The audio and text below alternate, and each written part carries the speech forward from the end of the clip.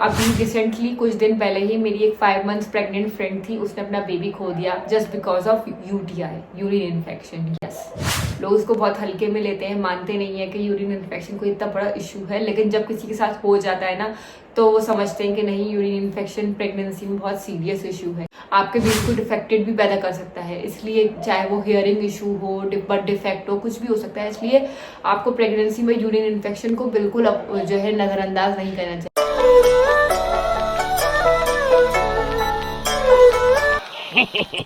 Hello my YouTube family, welcome back to my YouTube channel life of north Indian south. मैं हूं आपके दोस्त and host Anam और आपका मेरे चैनल में बहुत बहुत स्वागत है।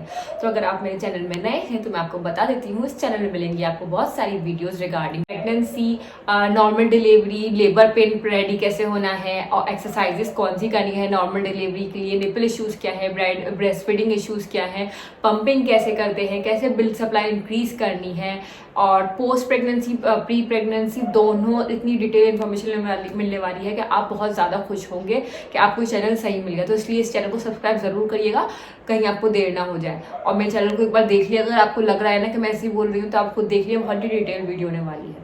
तो चलिए इसी के साथ अब आज के टॉपिक पे आते हैं। हमारा आज का टॉपिक है, बहुत सीरियस टॉपिक है और ये एक ऐसा टॉपिक है ना जिससे ज़्यादा लोग जो है ना सीरियस होते नहीं है। जब ये उनके साथ चीज़ हो जाती है ना तब वो हो जाते हैं, क्योंकि अभी रिसेंटली कुछ दिन पहले ही मेरी एक 5 मंथ्स प्रेग्नेंट फ्रेंड थी, उसने अपना बेबी खो दिया just because of UTI, urine infection. Yes, लोग इसको बहुत हल्के में लेते हैं, मानते नहीं है कि यूरिन इन्फेक्शन कोई इतना बड़ा इशू है, लेकिन जब किसी के साथ हो जाता है ना तो वो समझते हैं कि नहीं, यूरिन इन्फेक्शन प्रेगनेंसी में बहुत सीरियस इशू है। क्योंकि यूरिन इन्फेक्शन ना कि सिर्फ आपका, मैंने जब ऐसे बताया ना उसने अपना बेबी खो दिया, ना कि सिर्फ मिसकैरेज और बेबी को इश्यूज क्रिएट करता है, बल्कि आपके बेबी को डिफेक्टेड भी पैदा कर सकता है। इसलिए चाहे वो हियरिंग इशू हो, बर्थ डिफेक्ट हो, कुछ भी हो सकता है। इसलिए आपको प्रेगनेंसी में यूरिन इन्फेक्शन को बिल्कुल जो है नजरअंदाज नहीं करना चाहिए। तो चलिए पहले मैं बताती हूँ क्या सिम्टम्स हैं जिनसे पता लगेगा कि हमें यूरिन इन्फेक्शन है या होने वाला है। तो फर्स्ट सिम्टम है हमारा कि आपको बर्निंग सेंसेशंस फील होंगे यूरिन में, यानी कि जब आप यूरिन पास करेंगे तो फिर आपको बर्निंग, जलन सी फील होने वाली है। सेकंड है आपको क्लाउडी सा जो है यूरिन होने वाला है, यानी क्लाउडी यूरिन कौन सा होता है जिसमें आपको झाग से फील दिखेंगे। थर्ड है जब आपको यूरिन पास करना होगा तो रुक रुक के दर्द के साथ होगा आपको। और फोर्थ है आपका जब आप यूरिन पास करते हो तो उसके साथ कुछ कलर चेंज, येलो, पिंकिश, ऐसा रेड सा यूरिन आने वाला है। अगर वो रेड और कलर चेंज वाला यूरिन आ रहा है ना तो यानी कि आपको यूरिन की स्टेज ज़्यादा हाई हो गई है और आपने केयर नहीं करी, और ये आपके लिए ज़्यादा डेंजरस है क्योंकि किडनी तक भी पहुंच जाता है। तो इसलिए अब आपको यूरिन इन्फेक्शन के मैंने सिम्टम्स बता दिए। अब इसको जो है कैसे आपको अपने आप को बचाना है कि आपको जैसे कि आपको यूरिन इन्फेक्शन हो गया, अब उसको क्योर कैसे करना है मैं ये भी बता देती हूँ। तो क्योर करने के लिए आपको पीना है विटामिन सी इंटेक ज़्यादा लेना है, बहुत सारा पानी पीना है, यूरिन को रोकना नहीं है। और विटामिन सी इंटेक क्या करेंगे, हम क्रेनबेरी जूस पी सकते हैं, ब्लूबेरी जूस या ब्लूबेरी खा सकते हैं, ऑरेंजेस ले सकते हैं, पालक खाइए आप, स्पिनच लीजिए और योगर्ट यानी कि दही लीजिए आप, और इसके साथ साथ बहुत सारा पानी पीते रहिए। और अगर आपका डॉक्टर के से भी कंसल्ट करके अगर आपको यूरिन इन्फेक्शन हो गया है तो एंटीबायोटिक्स डॉक्टर देते हैं प्रेगनेंसी में अलग होती हैं, वो सब लेते रहिए। तो अगर आप ऑरेंजेस वगैरह सब चीज़ें अगर आपको नहीं भी हुआ है तो भी लेंगे तो आपको यूरिन इन्फेक्शन नहीं होगा। तो मैंने ये आपको बता दिया अगर यूरिन इन्फेक्शन के सिम्टम्स क्या है और यूरिन इन्फेक्शन हो जाए तो आपको क्या खाना पीना है। ओके, अब मैं आपको बता देती हूँ फाइनल चीज़ कि चलो आपको यूरिन इन्फेक्शन नहीं हुआ है बट आप प्रेग्नेंट हो, तो आपको कैसे अपने आप को प्रोटेक्ट करना है यूरिन इन्फेक्शन होने से इस पूरी प्रेगनेंसी में। तो बहुत ही ईजी है, बस आपको ये पॉइंट्स पूरी प्रेगनेंसी और पोस्ट प्रेगनेंसी भी आप फॉलो करोगे, पूरी लाइफ में ही अगर फॉलो करोगे तो आपका फायदा ही होने वाला है। कभी लाइफ में आपको यूरिन इन्फेक्शन नहीं होगा। आपको पता होना चाहिए कि औरतों में 90% औरतें ऐसी हैं जिनको यूरिन इन्फेक्शन का इशू रहता ही है कभी ना कभी लाइफ में। वो इसलिए रहता है क्योंकि ना उनका यूरिन एंड वजाइना का आसपास बैक्टीरियल इन्फेक्शन, और जब वो इंटरकोर्स करते हैं तो उसकी वजह से उनको बैक्टीरिया यूरिन के पास चले जाते हैं और वहाँ पे उनको जो है यूरिन इन्फेक्शन का इशू स्टार्ट हो जाता है।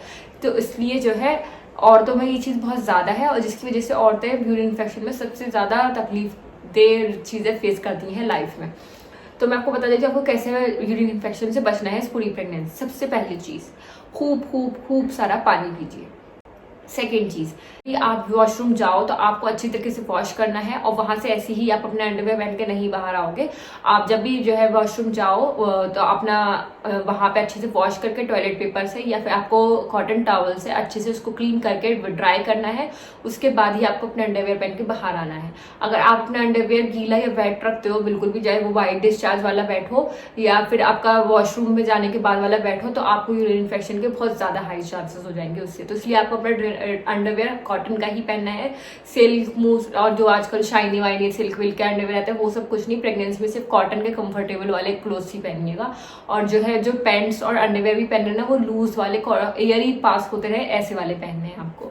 और उसके साथ साथ आपको जो है खूब सारा जो है विटामिन सी इनटेक लेना है, काफ़ी ज़्यादा अच्छे से जो है एयरी क्लोथ्स पहनने के साथ साथ अपनी जब भी आप इंटरकोर्स करें तो आपको प्री इंटरकोर्स और पोस्ट इंटरकोर्स दोनों टाइम यूरिन पास करना है और उसको अच्छे से वॉश करके ड्राई करके फिर ही अपने अंडरवेयर पहनना है।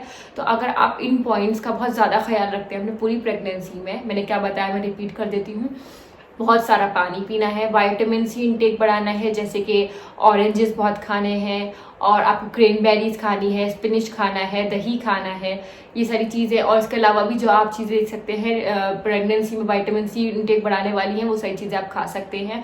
उसके साथ साथ जब भी आप जो है वॉशरूम जाएंगे यूरिन और स्टूल पास करने के लिए आपको अच्छे से क्लीन करके ड्राई करने के बाद ही अपना अंडरवेयर पहनना है। और जब भी आप इंटरकोर्स करेंगे तो प्री एंड पोस्ट इंटरकोर्स आपको यूरिन पास करके अच्छे से वॉश करके ड्राई करने के बाद ही अंडरवेयर पहनना है।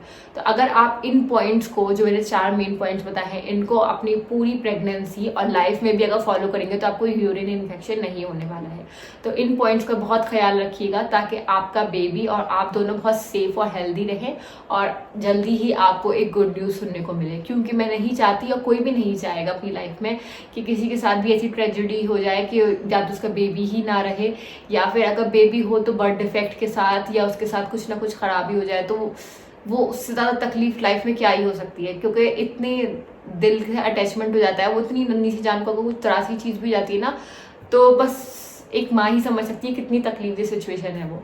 तो इसलिए मैं आशा करती हूँ कि आप लोग जो है इस पॉइंट का ख्याल रखेंगे और आप बहुत अच्छे सेहतमंद रहेंगे और आपका बेबी भी जल्दी ही इस दुनिया में आएगा। तो ऑल द बेस्ट इसके लिए। और मुझे मेरी ये वीडियो अगर पसंद आई है तो प्लीज़ मेरे चैनल को लाइक शेयर कमेंट सब्सक्राइब करिएगा और मुझे ज़रूर बताइए कमेंट सेक्शन में कि आपको कैसा लगा। तो चलिए ये वीडियो नहीं एंड करते हैं, मिलते हैं नेक्स्ट वीडियो में। बाय।